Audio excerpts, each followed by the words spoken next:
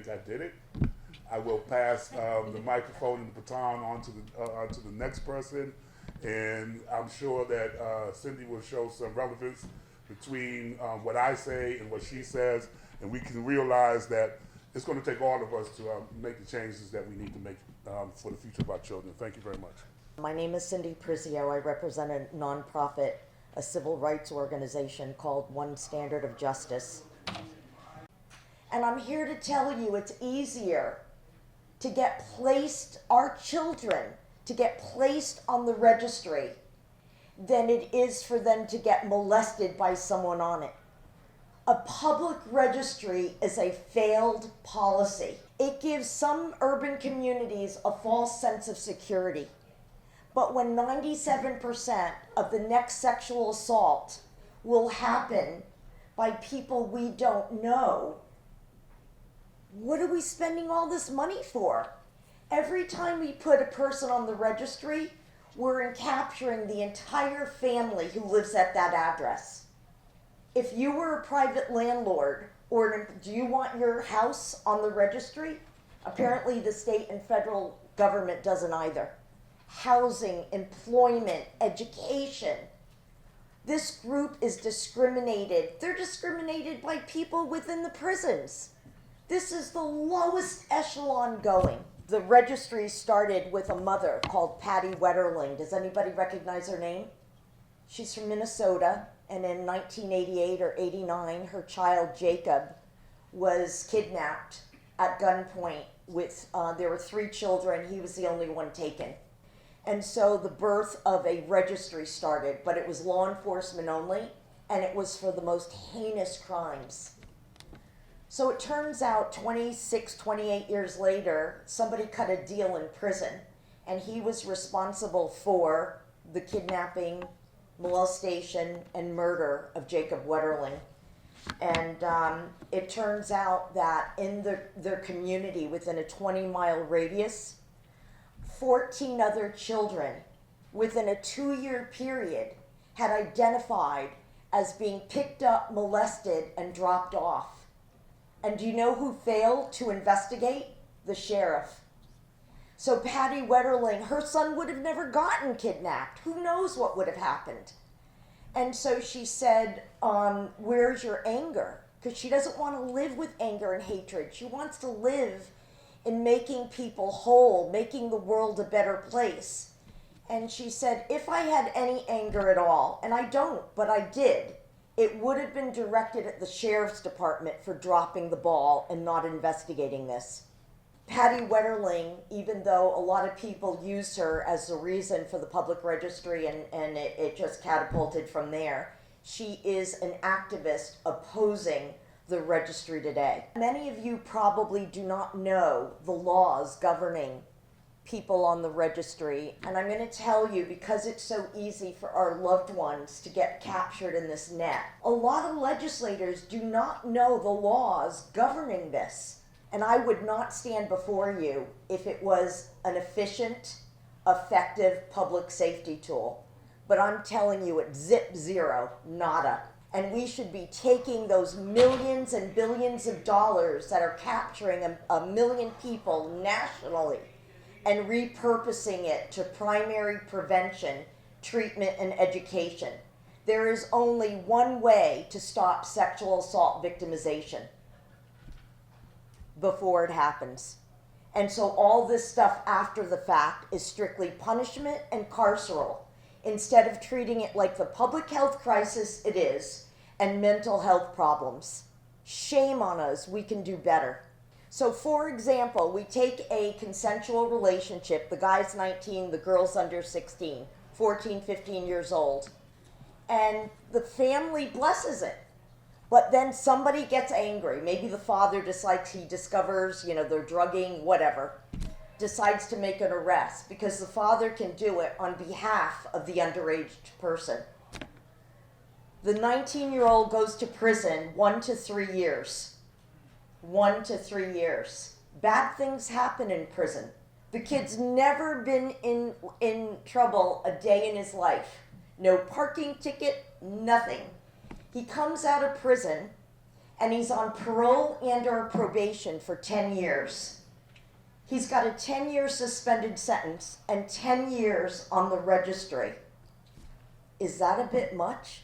Is it only me who say, what are we doing to our children? This past April, I was very fortunate to have 5 doctors come into, well, 3 or 4 doctors and a couple of clinicians, international and nationally renowned experts, 3 of which identified as sexual assault victims. 2 reported it to the police. They said as soon as they did, they were sorry they did. It was the legal system that victimized them, not anyone else. So these doctors came in and we did vicarious restorative justice. They identified as the victim, and people on the registry in Connecticut that are our members came in, and they had a session where the victim, quote unquote victim, because we want to say people first, people who identify as being sexually harmed, got together with people who may have perpetrated harm, because some of these men are innocent. And then what happens is they talk, and the common ground is found, the middle ground. This person, the victim, realizes these people are sorry. They're sorry they had anything to do with causing harm to another person. They're remorseful. This person, the victim, identifies that this person isn't a boogeyman or a monster. He's just a person like you and me. And so when we have successful vicarious restorative justice, the ideal situation is people get together and they hug. And that's called healing. Hurt people hurt people. Healed people heal people. And we want to make people whole. Good morning, everybody. Good morning. Good morning. My name is Isaiah Terry. I am a member of CATAL, Center for Health, Equity, and Justice. I was introduced to this team of passionate workers a few months ago at a community talk they hosted in Capital Community College. From there, I was invited to a monthly meeting, but had mixed up the date and arrived about a month early. But that early arrival allowed me to get involved with their current projects and their weekly meetings, which are open to the public, as are all meetings. Being at that table introduced me to the power of numbers for a cause, which is also a part of community organizing, where everybody has a voice, which is what kept me steadfast in this battle for and about people. My voice has become a part of a great team of whom value their community and the issues of which they fight. Currently, this team is fighting housing reform. And this injustice burns my people and thus burns me. To see people who have lost options and a lack of options, but live in a place where their pursuit of life, liberty, and happiness has been stripped away because the people that it affects are not valued. That's my problem. It's our problem. It's a problem that can be resolved. One of the things that disturbs me is that I don't see this in Avon or Farmington or whatever. Why do we have them in Hartford? This has been there for 10 years. We aren't safe housing. Not with 100 rats and one guy staying in this room, 10 people in one building. But these are the things, are issues we're working on. So I'm just going to speak very brief, just because both Isaiah and Jerry highlighted some of the work that we're doing around housing. So for those of you who aren't familiar with us, CATAL, we are an organization devoted to 3 basic interrelated goals: ending mass incarceration and the war on drugs, building the leadership and organizing capacity of community members, and making sure that everything we do has a racial justice lens and is devoted towards achieving racial equity. A lot of our work is around criminal justice reform, but as Jerry and Isaiah talked about, housing is another big issue that we're finding. We can't focus on criminal justice reform if we aren't talking about housing, and if we aren't talking about safe housing in particular. So that's just one of the major issues, so I'm really appreciative that both Jerry and Isaiah were able to highlight that. Our field scan, which highlights 5 major themes that we found. Once again, some of those themes which sparked our creation of Healthy and Just CT to really get folks together and talk about some of these issues. But 2 of the themes that I really want to highlight: 1, theme 4, the need to better integrate formerly incarcerated people into the criminal justice reform field. Formerly incarcerated people don't need to be tokens. They need meaningful seats at tables. They need their own tables. And the second one, we have to talk about current and formerly incarcerated women. There are options and solutions of ways that we can actually make changes. And like I said, those are just two major things I wanted to talk about. One of our legislative priorities is looking at some of the bills in the legislature and seeing which ones make sense and which ones don't. HB 5524, an act increasing penalties for the sale of fentanyl, does not make sense. If we increase those penalties for people who are using fentanyl, what we are going to do is once again re-enter the drug war and target poor Black and brown communities. I'm a case manager, and my program is called Project Kiki. This Project Kiki it's KIKI, which is keeping involvement through knowledge and insight. We specifically work with men of color. That is our grant. Our grant is for 5 years. Thank God, because I have a job for the next 5 years, which is great. We provide one-on-one counseling sessions on a daily basis or as needed. We also provide substance abuse and / mental health referrals. We work strictly with Hartford Psychological. I don't know if you guys know where that is.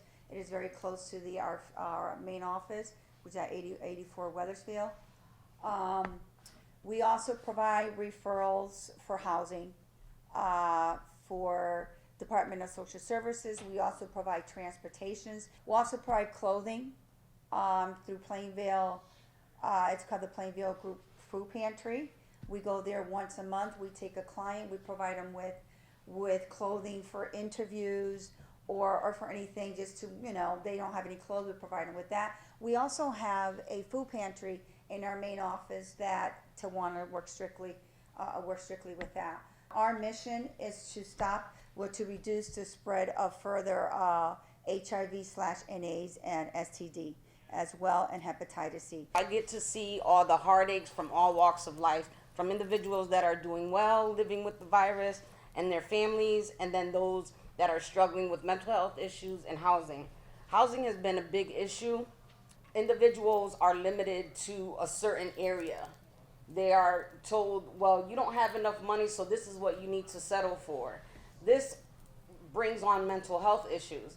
And I can speak on a personal level with that, because I too at one point was homeless, and society said, you don't make enough money, you belong over here. Mm-hmm. I was like, I'll be damned.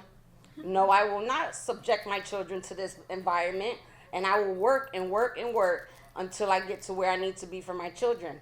What we're trying to do right now is work with you all to find an end to this madness, because that's what it is. So Citywide is out of New Haven. We've been around for about 40 some odd years now. We're an organization that organizes now. We don't provide services, we organize. And what that looks like is facilitating space for young Black and brown youth to get a sense of their own power. Citywide believes that young people need to be at the table making the decisions that are directly affecting them. We hold political education every Tuesdays that our young people come to, and they're the one, they learn, how does this up here work? What's going on at the legislative office? What bills are coming down that are affecting us? What decisions are being made? And understanding that they have power and have a voice in this process as well. Everything that we do at Citywide is done through an anti-racist lens. We use the philosophy that was created by the People's Institute for Power and Beyond. So everything that we do at Citywide is based on dismantling systemic racism. We're working to build a Black and brown epicenter in the city of New Haven for our young people, a place for us, right? So we can walk in and kind of talk about the things that are going on in our community. Let's talk about what anti-blackness looks like in New Haven, in Hartford, in our communities. What is internalized racial oppression? How does it show up in who we are? How do we heal from that and move on from that and use that as power to make change? We also bring to the city of New Haven and to the state through the People's Institute for Survival and Beyond Undoing Racism workshops, right? We've partnered with a lot of organizations in the city to be able to bring this in for us. A lot of people, when we talk about undoing racism, they're like, oh, that's for the white folk. That's for them. They need to get their act together. And it's like, no, us as people of color need to get our act together too. There's a lot of things that racism affects us not only on the outside, but it affects us internally. You know, and there's a lot of things as young people growing up in this society, they need the knowledge, right? So they can make the decisions that they need to make. I'm 30, I have 2 kids, and a lot of our young people, 15, 16, 17, make the same decisions I gotta make on a daily basis, go through the same problems I go through on a daily basis. Housing, hunger, homelessness, all of these things, they're dealing with the stuff that we in this room deal with every day. So why do we say you can be seen but not heard? This past legislative season, we were fortunate to be able to bring some young people here and have their voices heard. You know, we work with a lot of other organizations that have been putting forth different bills. One earlier was for making African American history and studies mandatory in all the schools in Connecticut. Latino history and Latino studies, making it mandatory to be taught in all the schools in Connecticut. There were at least 30 plus young people in this building upstairs testifying. Students went first. Students took hours. And it was, to be in that room was amazing, to see young people just telling their truth, speaking their truth to power, and not caring what they have to say back. Even getting condescending remarks from the legislators like, oh, you know that? What? But they taught you that in school? No, they did not. You know, and it's like, this should be the norm. Young people should be here on a regular basis, making their voices heard and known. My 8-year-old daughter testified, and that is a proud moment as a parent, to see your child at a young age understand that, no, you have a right to say what goes on in your life. This is a place where power dynamics are stripped, and you can speak your truth to power, and we can begin to heal as a community. We have about 2 or 3 more going on this before the end of the year. A little bit about what we're doing. We're running a summer program. We're trying to create a freedom school. If any of you guys are familiar with the traditional freedom schools, we need that here for our young people and for our adults, you know, creating and cultivating community. So we're starting a summer program where our young people are going to be meeting 3 days a week, learning skills, going out into the community, practicing those skills, and working towards a campaign for the end of the summer. And that's something that we're working with other organizations with as well. We also do every other Thursdays called Revolutionary Thursdays. Anyone who goes through Undoing Racism, we meet in the community to continue the work. You know, it's nice to go to diversity workshops and anti-racism workshops, and then after that we kind of just go back into our silos. Oops, sorry. We go back into our silos and bring it back to where we work, but we never come back and dive deeper into that conversation. It's more than a one conversation thing. This is a long-term thing. So I encourage you guys to start that up too, like have these conversations as well. And also working together as a group. Connecticut's very good at being separated. You know, you have organizations that work with housing, you know, that work in reentry, that work in education. But the truth is that all of these people are dealing with all of the same issues. We in this room are all dealing with all of these same issues. We all want to get paid more. We all need affordable housing. We all want safe neighborhoods and good schools for our kids to go to.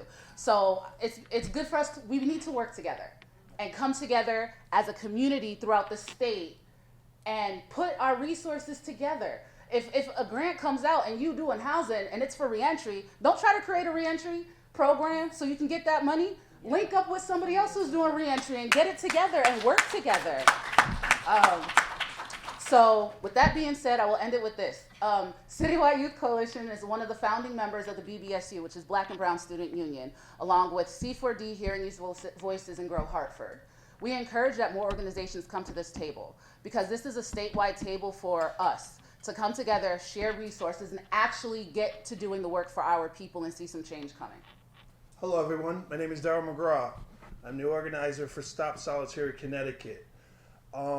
It's great to be in a room full of advocates. I mean, you guys are a little quiet today. I don't know if we got ate early or what, but if there's some advocates in the room, can I hear you? Like, can I hear you? Because I don't stand here just for myself. I stand here for the brothers and sisters that are stuck in cells across the country, stuck in cells. So we got to make sure that they know that we're having a function here, that there are voices, that there are advocates in the room. I am not only an advocate, I'm also a survivor of solitary confinement. I was stuck in a cell. I know what that's like. I know what that's like to lose my freedom. So we cannot be quiet in this room and act like something's not really happening. Because if we want to be heard, we need to be heard. Sorry, I got a little cranked up. The youth lady got me started. You know, I was in New Haven yesterday with a room full of black and brown brothers who are tired of the violence that's going on in their community, so they're willing to step up. You know, and it reminded me, you know, how I used to look up to certain people, and I'm blessed today to have this brother here who I grew up with. I watched him, and then we met again in Enfield Prison, and he taught me that way. And then we met again in college, and he taught me another way. So today we stand here advocating together against solitary confinement. Stop Solitary Connecticut is a campaign is a program from the national religious campaign against torture. One of our immediate goals, and I have some flyers and brochures. I want to make sure everyone gets one. As we sit here and speak today, someone just ate chow at 10 o'clock. That was lunch. They won't see another meal till 4. After 4 o'clock, there's no more meals. That's it. So think about that. That's happening right now. This isn't like something we're making up. This is happening right now. Our immediate goal is to grow our coalition of like-minded people. I know there are a lot of like-minded people in this room, so I didn't feel the need to preach to the choir because I know many of you, so I don't have to go down the list of things that need to happen because a lot of you already know. But I like what the Queen said earlier about working together, because that is key. That's key for all of us, because one of the things, not only are the problems the same, the people that we're talking about are the same people. That's right. They're the same people. Understand that. These are the same exact people. So, yes, we've seen a lot of, I'm going to turn this into a reentry program so I could get this couple dollars. That couple dollars don't mean nothing when we're talking about lives. We're talking about mothers and sons that are coming home. So our goal is to get like-minded people around the state of Connecticut and in other states that are close to Massachusetts, Rhode Island, New York. We want to partner with everybody who are against solitary confinement and want to be a part of this movement, because this isn't a moment. This is not a moment. I know you hear it a lot, but you need to hear this. This is not a moment. This is a movement. This is not something that we're just doing today. This is something that I'm doing every day. So let's be clear. And for those people, because there's many times people say to me, well, Dad, why do you want to end solitary confinement? Those guys are doing stuff and blah, blah, blah. Solitary confinement is harmful. Harmful to the prisoner, costly to the taxpayer, and does nothing to make our community safer. So it does nothing. So all it does is destroy our people. Do you know people are being released from the box straight to the street? We should be concerned about that as taxpayers. Right. You know, when someone's a problem in prison and they can't deal with them, they put them in the box. And when it's their time to go, they let them go. Back to you. That's not a problem. And I'm going to end with this, that DOC is a service provider. Understand that. It's a service provider. We pay them to do a service. We need to call them on that. And last but not least, what did you say in closing? I use that all the time too. People know I talk a lot, right? So in closing, I just want to talk about this one policy, the in-cell restraints. Anybody familiar with in-cell restraints? Because see, you should know about in-cell restraints. That's when they handcuff your feet and your hands and then tether them to a chain and lock you in a locked cell. This is happening now. Somebody is in cell restraints right now. Understand that. And then they're expected to eat, feed themselves, and wipe themselves after the bathroom with these chains on. They don't come in there and say, you got to use the bathroom. Let me fix that for you. That does not happen. So all these things are happening now in our state. We need to be clear. See, some people peeking in now because they hear that we are making noise. This is factual because this is the building that the change happens in. And I mean, there are people that are begging for us. We're telling them behind the wall that we are out here speaking for you. So Oh, I forgot to say the other piece, like y'all see how tall I am? They don't make the chains that long. So when they chain you, the chain is short. So I gotta bend down when I'm chained and try to function like that. Imagine living in a cell and moving like that. Hi, my name is Amir, and everything that everyone is saying is beautiful, it's wonderful. In my journey, I've come across a lot of brilliant minds in solitary, in administrative seg, in population, in general population, in society, right? Builders like this, they have the power. Power dwells here. And what happens is that we speak truth to power, right? The inclusiveness, including the basic mindset that we all generate, our ideas, right? The fresh ideas that we all have must be included into the solution and the problem-solving process that we see every day. Not only should it be included, but the new measurement of what is equality, what is effectiveness, effectiveness. What are actual contributions? That they have a definition for these statements and words, and other smart people have a definition. We have a different understanding of what a solution is. A solution isn't a furtherance of the problem. A solution is an end to the problem. You see? So when we can put a proper definition and have a proper application of self that mirrors what a solution really is, this is where we should place most of our money and our energies. I'm here on behalf of Brother Kelvin Lovejoy. We both work for Blue Hills Civic Association, but he had another meeting that he had to go to. So he asked me to come here to let y'all know the types of stuff that we're working on currently at Blue Hills. So we have two main theme areas that we're working on when it comes to organizing. The first being education justice.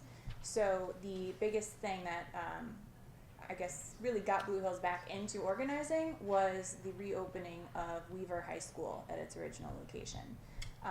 Blue Hills started to organize alum and community members to help push that forward, and we're excited to announce that it's going to open this fall. They're going to start there.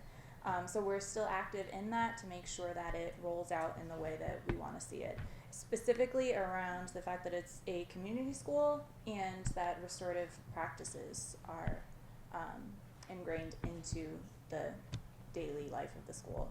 What we've seen with other schools in Hartford that are using restorative justice is that teachers are saying that they don't have the knowledge and the resources to actually implement that on a on the ground basis in the classrooms.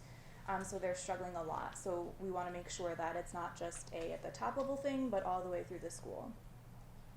The other issue that we're working on is public safety.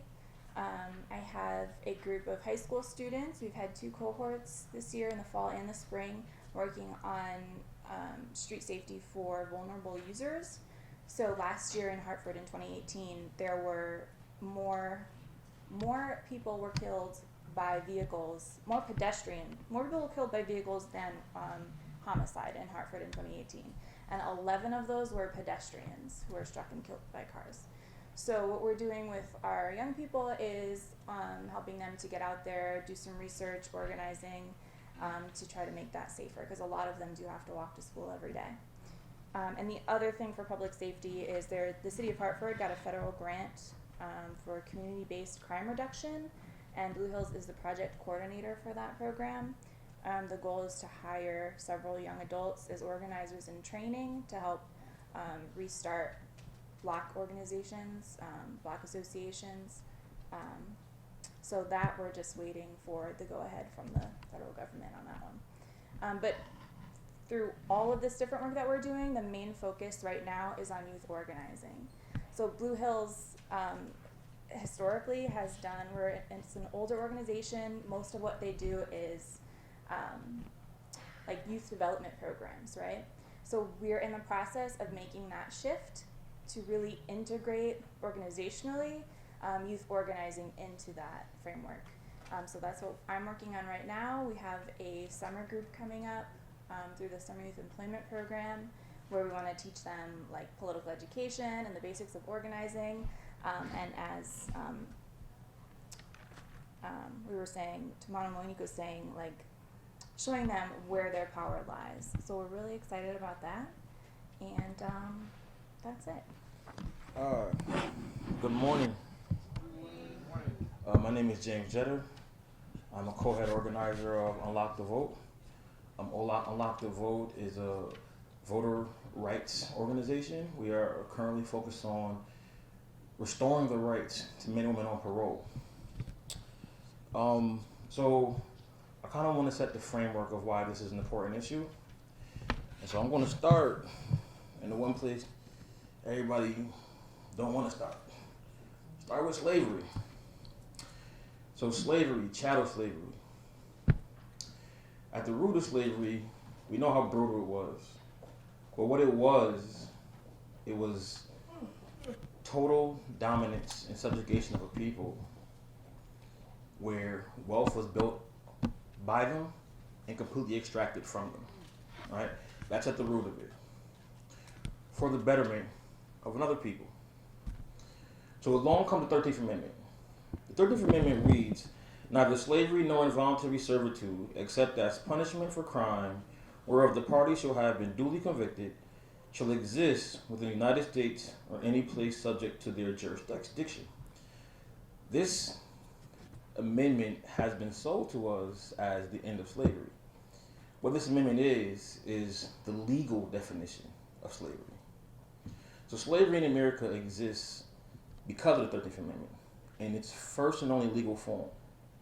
So we have names we don't like to call things like mass incarceration, but mass incarceration doesn't exist. It is literally the legal definition of slavery. It is mass slavery. And at the root of it are the same principles that dictated chattel slavery. So though it's not chattel slavery, when you are a ward of a state, you are civically dead. You're civically incapacitated, and what that means is that the 2 million people that reside in the prison system, the 10 million that are affected between parole and probation, wealth is created by them and completely extracted from them. So this brings me to SB 25. SB 25 is a bill that we have right now that would restore voting rights to 4,000 men and women in the state of Connecticut. Men and women who are home, are taxpayers, are volunteers, are fathers, mothers, community members, yet they have no civic voice. Which means they pay into a system that they have no ability to have a say in. Yet, taxation without representation, anyone who passed through the 4th grade knows that that is sold to us as one of the founding reasons that this country was formed. And yet we uphold the practice among our most vulnerable people. So what does it mean to be civically incapacitated? It means that I can organize, I can lobby bills, I can participate in every function. But when I step into this building and I go to speak, no one hears me. When I approach any rep, they're not my rep. When I approach any senator, they're not my senator. I have no say.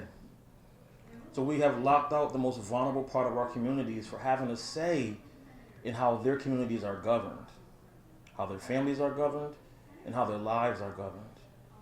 Men and women returning, as you have heard, not only do they suffer the horrors of incarceration, but they come home completely disenfranchised. They have issues finding housing, finding employment, finding mental health treatment, everything we've heard this morning, right? And then have no say in creating those outlets in their community. They have no say who sits in the seats of who's passing these policies. So we've locked out this vulnerable population. And this is super important to me because I am that vulnerable population. I was incarcerated from the age of 17 to 36. Since my return, I've been a policy analyst. I've had a fellowship through TAO at Yale Prison Education Initiative. I'm a student at Trinity. I partner in a brilliant yet small consulting firm that's growing. And I've been doing some organizing, yet no one hears me. They can hear the work, but they don't hear me because I have no voice. I pay taxes. I pay my own medical insurance, my own groceries, my own rent. Yet I'm a ward of the state. People argue that, well, they're still being punished. They're still incarcerated. Connecticut in 2002 restored the voting rights for people on probation. Probation is a punishment. You go to court, you get sentenced to probation. You pay taxes, you pay your own rent, you pay your own bills, and you have a voice. Parole is not structured any different than probation. And yet we lock out 4,000 people every year. But it's not just 4,000 people. When you lock out a mother and a father, you lock out a family. A civically engaged parent produces civically engaged children, civically engaged partners. So it's not 4,000 people, it's more like 12,000 people. 12,000 people. This last gubernatorial election was won by less votes. So you lock out brown and black people majority from urban spaces who have the power to decide who governs. We do not just have a chance to change this. We have the obligation to make this right.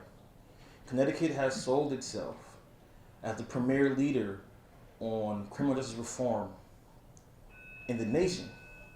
Yet we're the only state in Connecticut, the only state in New England that doesn't allow men and women on parole to vote. So we haven't fallen behind, we've been behind. And it's time to catch up and start here. My name is Earl Bloodworth, and I'm up here representing the Reentry Roundtable Collaborative of the state of Connecticut. The Reentry Roundtable, the first Reentry Roundtable started around 2006, 2007 in Bridgeport, and then there was one that was created around 2008, 2009 in New Haven. And the ideal behind the Reentry Roundtable was to be kind of a safe space, not only for service providers to come who were working with individuals that were reentering our communities, but also for those individuals to have a voice once they reenter the community and be connected with resources. And that mission is still the mission of all the Reentry Roundtables that exist today, but we've grown because we begin to collaborate. The Reentry Roundtable Collaborative has grown from approximately 6 Reentry Roundtables throughout the state to 10. We just added one out of Torrington, Connecticut, and then one out of Danbury. So right now we're covering most of the state. A main thrust for us as a collaborative is reviewing what justice reinvestment looks like. From 2013 to 2014, the population here in the state of Connecticut under the control or services of the Department of Corrections has been reduced from approximately 19,000 to now it's where it's just under 14,000, between 13,000 and 14,000 people. Now, to house an individual in prison, the cost has kind of fluctuated, and it's stated that it's anywhere from between $52,000 to $56,000 a year. Now, if we reduce the amount of people in prison from 19,000 to between 13,000 and 14,000, that's a lot of money saved by the state. Where's that money going? You know, as we know, the state of Connecticut has been in a constant state of fiscal crisis, so a lot of that money, or if not all that money, is going back into the general fund. But if we released all of these people back into our communities and we've not provided them with resources to make them whole, because many of these individuals, if we're clear about it, they were traumatized before they went into prison, they were re-traumatized in prison, and then upon their release from prison back into our communities, there are no resources to get them whole. And we can sit out here and take the few exceptions of individuals that did what they were supposed to do while they were in prison to come out and be a functional, productive member of our society and not recidivate back into prison. But that is the exception to the rule. That's not everybody that's coming out of prison. So more than likely, we're going to have people that are going to come out of prison and they're not going to find any resources available to them for housing. And we're telling them to get straight, because it's not just about getting a job and getting a place to live. If you're not able to function back in regular society after being in prison, being traumatized or re-traumatized, how are you going to hold down a job? How are you going to hold down stable housing, which is not available or not affordable? I mean, there were people up here earlier talking about the $900 apartment that's not in a safe space for individuals. If we want them to remain a productive member of society, we're putting them in a place that they can't afford, that they may lose, or putting them back in an environment that's only going to elicit them going back into prison. So we have our work cut out for us. The collaborative has its work cut out. We're looking at justice reinvestment. We also would like to see, this administration put somebody in place or have a particular specific individual in place that works and coordinates how individuals are leaving prison and being integrated or reintegrated back into our communities. We think there should be a specific individual that's working specifically focused on how individuals are transitioned out of prison. I could stand up here all day and just kind of repeat what everybody has said, but at the end of the day, it's going to take a collaborative effort for all of us throughout the state, because we all share the same problems in our urban centers. We do need to empower our people for self-advocacy. There isn't any reason on God's green earth that the state of Connecticut, which purports to be the premier second chance society, doesn't have has individuals that still cannot vote after being released from prison because they're on parole. In Vermont, you have people, they can vote while they're in prison. They're not disenfranchised from the vote while they're in prison in Vermont. And you can go back and forth as to why that may happen and why it may not be here, but an individual's ability to advocate for themselves and vote, have the power of the vote, is a major thing. Just like the legislation that we were contributing to and hoping that it passed at full strength, which it did not, was the clean slate legislation. That needs to be revisited, it needs to be amended, because at the end of the day, yes, individuals with misdemeanors do have issues, but we have a larger amount of individuals with felonies that can't get jobs.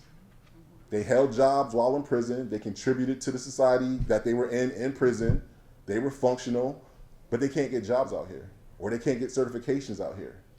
All of that needs to change, and it's going to be upon us to make that happen. My name is Kathy Flaherty.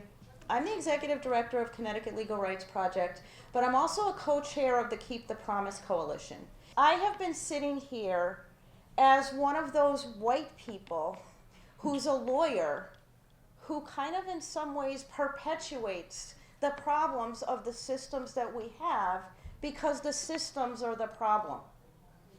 And until we profoundly disrupt these systems, and until that effort is led by the people who have been most marginalized by those systems and most impacted by those systems, it's not really going to change.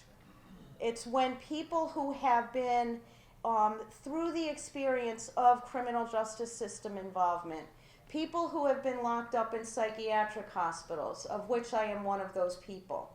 But until we are in charge and have the ability to make the change, that change is not really going to happen, because there are way too many people invested in keeping the system functioning or dysfunctioning exactly the way it is functioning. All of you have your own voices. It's my job and my responsibility to amplify your voices. I don't need to speak for you, because you are more than capable of speaking for yourselves. I do a lot of speaking in this building, more than I really care to. But what I think is more important is as more of you come in, this old person who occasionally gets really tired will be able to seed leadership to a new generation of people. And I am really looking forward for that day. I hope to stay in my job at Connecticut Legal Rights for as long as I can. But I encourage you to join with us, collaborate with us, be co-conspirators with us in some of the profound disruption we want to accomplish. We have spent far too many years fighting back against bad proposals in this building and next door, and just trying to defend the status quo. And I think we all know the status quo just is not working. What we need to do is we need some real significant change. And I think if we can disrupt systems like education, like decent, safe, and affordable housing, like employment, like the Psychiatric Security Review Board, like probate court and the conservatorship process, and support people in making their own decisions about how to move their lives forward, the better off all of us will be. So if you've been here and been listening for the past 45 minutes, I would like to co-sign everything that everybody else already said. So the Connecticut Juvenile Justice Alliance has been working in this state for a long time on reforming the juvenile justice system.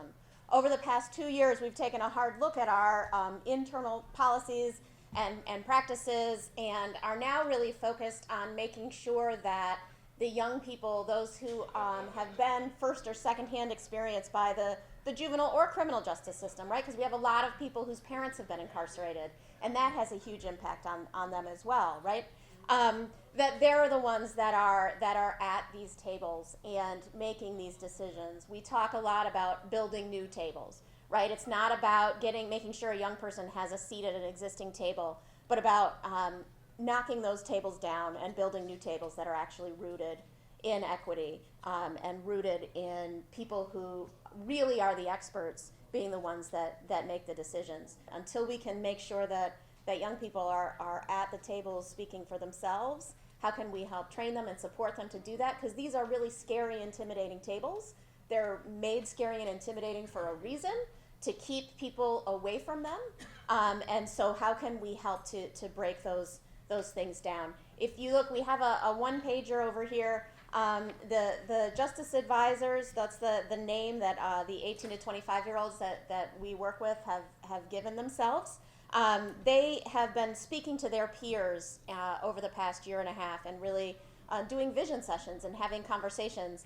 And they have come up with seven themes of what needs to change, what are some of the barriers to them having been successful, what are the things that led them to being into the justice system in the first place.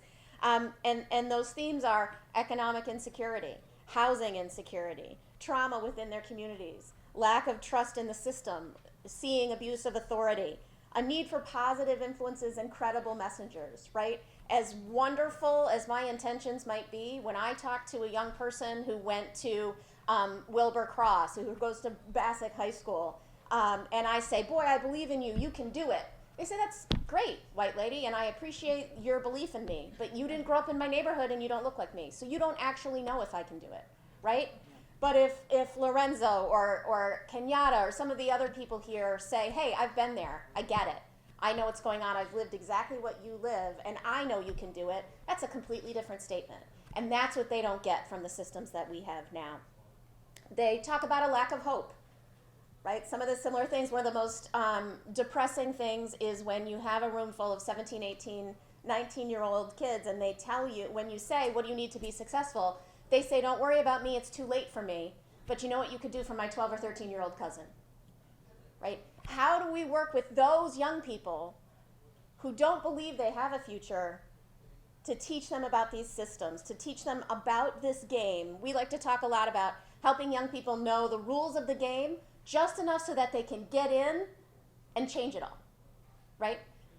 You need to know enough to get into the door, and then how do we change everything once we get in those doors? And they talk about a need for equal opportunities, right? If you want to make me mad, talk about the achievement gap, right? There's no achievement gap, there's an opportunity gap. An achievement gap means that, I've made a personal decision not to achieve, right? An opportunity gap means I never got the chance, right? So we look forward to working with everybody. We're so grateful for Catal for the coalition building that they are doing. What our justice advisors do is work with us on a regular basis to make sure that the things that I say at meetings like this are things that they want me to be saying and things that they want me to talk about whenever possible. They're here doing the speaking on their own behalf. We're kicking off, we're in the process of working as a group to come up with what we're calling the Invest in Me CT campaign, right? That instead of building prisons, instead of investing our dollars, which the state does a lot of, investing dollars into prisons and cages for Black and brown people, we want them to invest their dollars, their love, and their time. And the justice advisors are always very clear about that this isn't just about the money. This is about time and love. invested into communities and young people that have been traditionally gotten the opposite, gotten the short end of the stick on that. So we're working on that and developing that. We'll be looking for new coalition partners. Things go a little bit more slowly when you're going as a group and when you're building things together. But we think that that's how we can do things sustainably and the way that they actually need to be done. And we have our current group of justice advisors is based out of Bridgeport.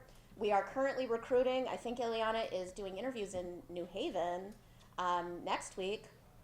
And we're actively recruiting in Hartford. We provide hourly stipends, we provide mileage. What we're looking to do is provide support and education about the system, about how it works, how to do public policy work, how some of these things work, and then how can your voice and your experience be part of shaping what we're doing. We're going to hear first from Councilman Larry Deutsch, very briefly, from the Court of Common Council in the City of Hartford, and then we're going to hear from Alicia Alamo of both Transitions Clinic and Intercommunity.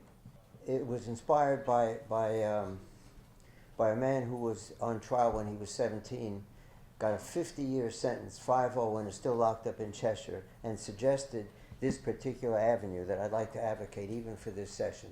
I've been around a lot and advocated. What he pointed out, they pointed out, was that in current law, to get a sentence modification hearing after you're sentenced, you need the approval of the state's attorney, the prosecutor, who put you there in the first place. You can't have, if it's a long sentence, a sentence modification hearing before an impartial audience unless the prosecutor and attorney agrees to that. Otherwise, there's no chance of appeal when it's a long sentence. In this case, it was 50 years, 5-0, and from an incident in the North End here of Hartford that occurred when he was only 15 and a half. I like to say that some people are skeptical about having people elected into office, you know, that they're kind of a status quo, but my feeling is that we need people inside and outside. The point is, anyone who lives in Hartford and is over the age of 21 or maybe 18 can run. You don't have to be a lawyer, you don't have to be have a college degree or something. And so that, before I finish, I say anyone who lives in Hartford can run for that city council and speak up constantly there. Year after year, since 2009, there was attempts to eliminate the requirement that the prosecutor approve. And in 2011, Senator Eric Coleman, a very prominent legislator from the North End of Hartford, also proposed it. And every time, at 5 minutes to 12, someone doesn't put it on the agenda.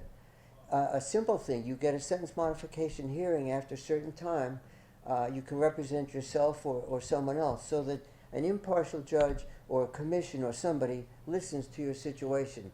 And so here, and there are copies. There'll be copies of this thing that we passed on the front of it, and then on the back is a whole lot of U.S. Supreme Court stuff about people who get arrested or commit what they call crimes when they were young. And we can define that as under 25, under 21, or if you want to compromise it, under 18. But for goodness sake, the law needs to at least accommodate an approval to have a sentence modification hearing. That's what it's called legally, and that's what he suggested, and he's 100% right. I wish he could be here, but he's still in Cheshire at this moment. So, good afternoon, everyone. My name is Alicia Alamo, and I work for Intercommunity. I'm part of the transition program. I work with men and women, formerly incarcerated men and women, and my goal also is to work from within the prison. So what I do with them is I get them established with primary care and behavioral health. As many of us know, DOC do not give us proper care and Department of Corrections. So they come out of prison with their health all jacked up, for better words, right? And once they establish with primary care, behavioral health, I help them get connected to the community, whether it's helping them get employed, housing. With housing, is a big issue. There's no funding, there's no affordable housing for them. So it's really hard. Even if they had the money to get housing, it's hard to get an apartment just approved to get through the application process. I'm speaking from experience. I tried to get apartment many times when I came out of prison, and I was denied plenty of time because I have assault and a first degree in my record. So I said, you know what? To hell with it. I'm going to become a landlord, and I'm going to have my own house, and I'm not going through this whole application process because I'm tired of paying these fees, and they still deny me. So I believe everyone deserves a second chance. So I give my all to work with these individuals to help them get employed, to help them get back to school, and help them with housing. And again, housing is a big issue. I wish I had all the money in the world so I could help them all and get the housing they need, but I don't. But together, we can do this together. We can work as a team to help these individuals to get into housing, to get proper care for school and work and so on, right? So my location is 16 Coventry Street, and you guys know anyone that's coming out of prison or need help, I'd be glad to work with them. Please don't hesitate to call me or reach out to Kenyatta. She has my information. Thank you and have a good day. The coalition is important for me to have members that want to learn more about what I do, what my organization does, what are the real facts versus the myth that the sensationalized media and some legislators want us to believe. So I got into this as an advocate because my son is a justice impacted person. I have been too close to all the broken systems, and I am deeply ashamed for what I have missed 28, 30 years earlier in my life. I used to be socially conscious. I became a very selfish woman at 28 to probably 50 something years old. And then I had a lot of trauma in my life. And I'm here to say I'm here for the long haul. And that I'm here to fight anything that I see that is wrong.